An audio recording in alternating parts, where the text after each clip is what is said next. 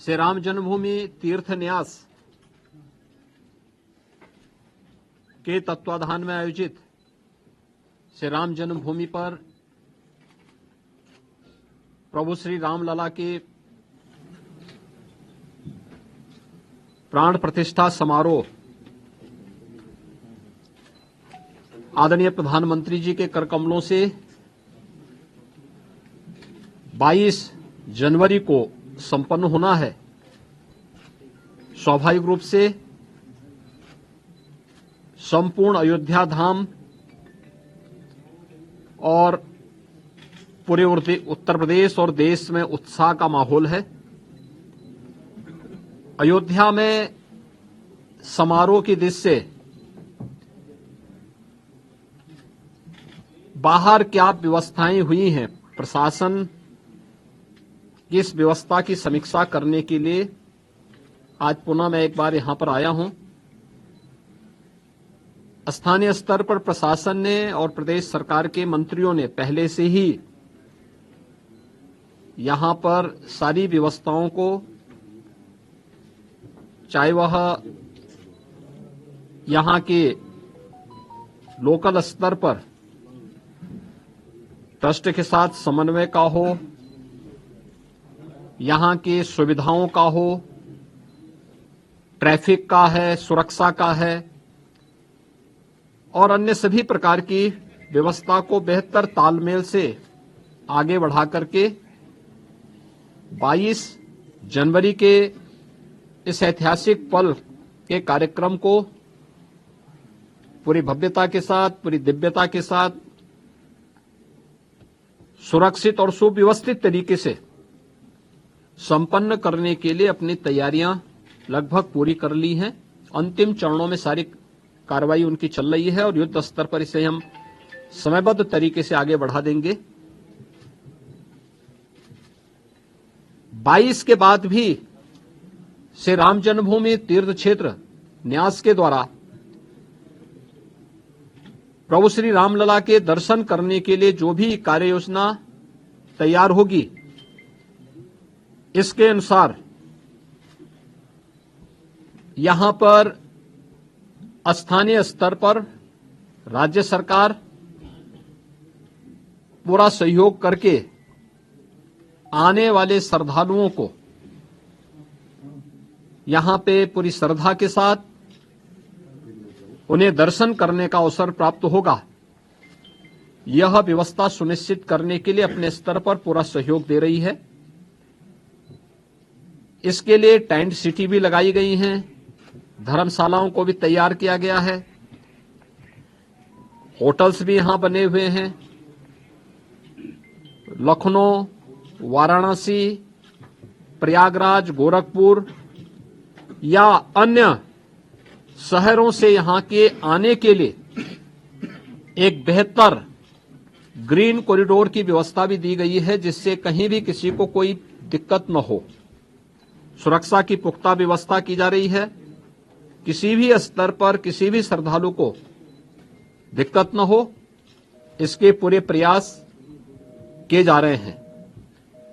अभी से तैयारियां की जा रही हैं क्योंकि हर एक मन में उत्साह है, उमंग है।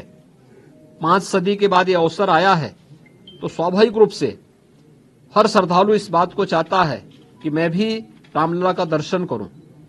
मेरी अपील होगी सभी जनता जनार्दन से कि जो भावनाएं उनके मन में है वही हमारे मन में भी है, और इसलिए हम लोग बेहतर तालमेल और समन्वय से अगर दर्शन करने के लिए आएंगे तो दर्शन भी हो पाएगा और किसी प्रकार का कोई कष्ट किसी भी श्रद्धालु को और किसी भी आने वाले यात्री को अयोध्या धाम में नहीं होगी। पैदल लोग न चले। हम लोग देख रहे हैं बहुत सारी जगह से लोग पैदल चले आ रहे हैं, वे पैदल न करें। भीषण शीतलहरी चल रही है। अपने बिना बताए कार्यक्रम के अनुसार भी न चले। राज्य के अंदर हम लोग व्यवस्थाएं दे रहे हैं, जनपदों को भी देंगे, राज्यों को भी व्यवस्था देंगे, हर एक व्यवस्था से साथ करेंगे। हम लोग भी कोऑर्डिनेशन करेंगे और हम लोग तीर्थ क्षेत्र न्यास के साथ भी हम एक जिसके बारे में चर्चा करके विस्तृत कार्य योजना बनाएंगे।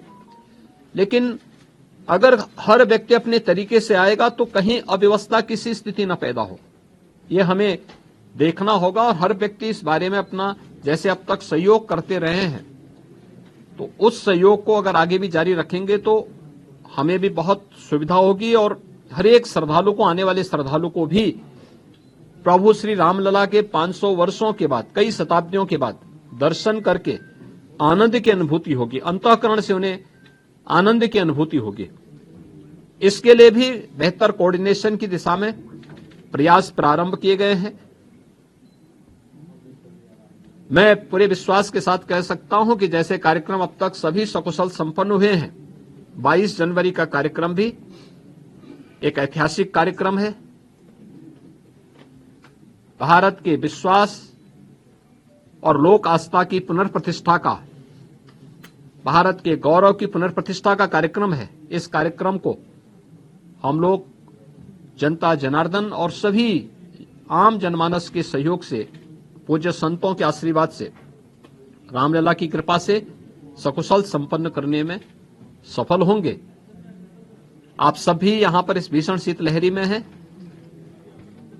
मैं आप सबको भी हृदय से धन्यवाद देता हूं कि अयोध्या की पल पल की घटनाओं को, पल पल की खबरों को आप देश तक पहुंचा रहे हैं और इस अपील को भी पहुंचाएंगे कि बिना प्रोग्राम के और बिना किसी उसके अगर लोग थोड़ा सा धैर्य रख करके अपनी बारी का इंतजार करने के साथ यहां के लिए कार्यक्रम के अनुसार आएंगे तो किसी को भी असुविधा नहीं होगी। इस प्रकार की व्यवस्थाएं यहां पर की जा रही हैं और प्रदेश सरकार, स्थानीय प्रशासन इसमें भरपूर सहयोग करेगा।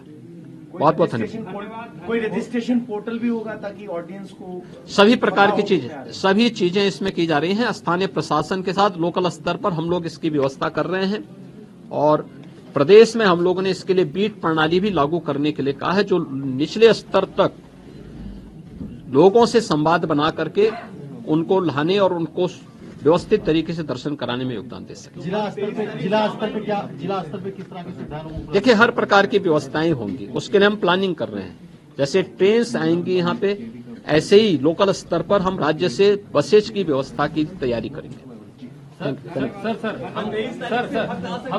नहीं, ये श्री राम जन्मभूमि तीर्थ क्षेत्र न्यास इसके बारे में तय करेगा और जब से वो तय करेंगे तब से दर्शन की प्रक्रिया शुरू होगी।